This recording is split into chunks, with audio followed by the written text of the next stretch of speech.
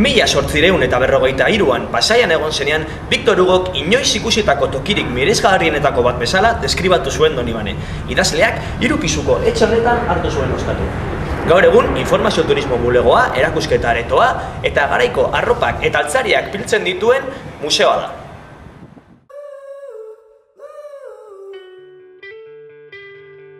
Victor Hugo etxean gaude, Pasaia Donibanen kokatuta dago. Etxe hau 17. mendekoa da. Monumentu izendatu zuten 1977 urtean. Hemen bizi izan Victor Hugo 1853 urtean. Eta etxe honen historia hasten da 1902 urtean eta bi frantsesak etorri ziren museo bezala irekitzea.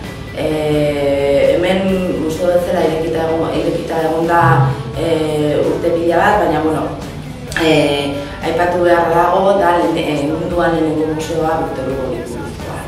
Orduan oso importantea da guretzat Victor Hugoren bizita, baina ospakizun pila bat izan genuen hemen. Adibidez, 1985 urtean hemen ospatu zen bere heriotzaren lehenengo mendurrena. Eta 2002 urtean ospatu zen hemen bere bigarren mendurrena, bere jaiotzaren bigarren mendurrena.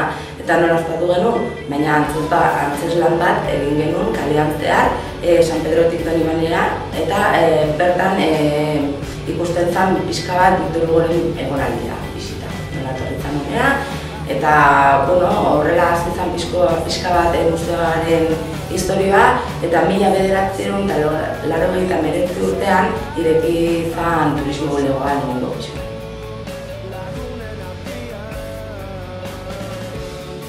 Victor Hugo 1853 urtean honea etorri zen, ia konturatu gabe aurkitu zuen herria, hain gustukoa izan zuen, ze erabaki zuen hemen egun batzuk pasatzea gure artean, batelerak deskubritu zituen, herria, arkitektura, paisaia eta romantizismoaren estetika hori ere herria bat zeukan, orduan erabaki zuen hori egun batzuk hemen pasatzea. Eta ez hori bakarrik, baizik eta bere bizimodua idatzi zuen liburu baten, Alpe Pirene, euskaraz itzulita hiri orgaren karranka bezala, eta han deskribatzen ditu pixkat bere bizimodua, janaria,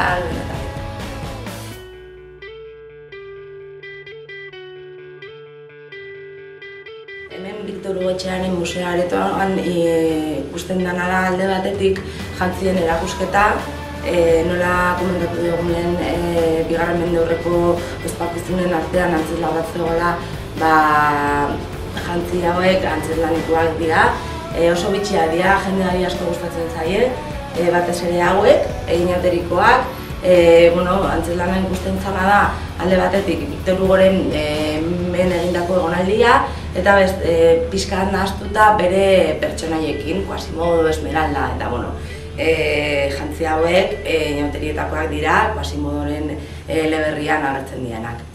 Hori alde batetik, bestetik dauzkagu bi ikus-entzunezkoak, hemen nire ondoan dagona da Victor Hugo izeneko gida turistikoa,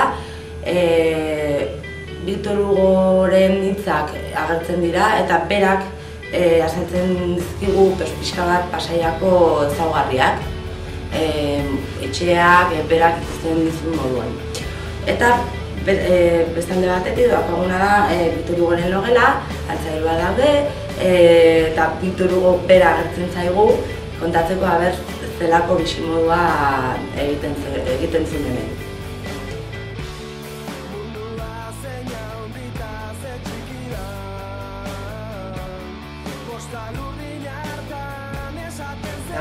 Musea irekita dago publikora, nahi duena honea etor daiteke ikustera, 11:00 ordubitara eta gero arratsaldean 4:00 6:00.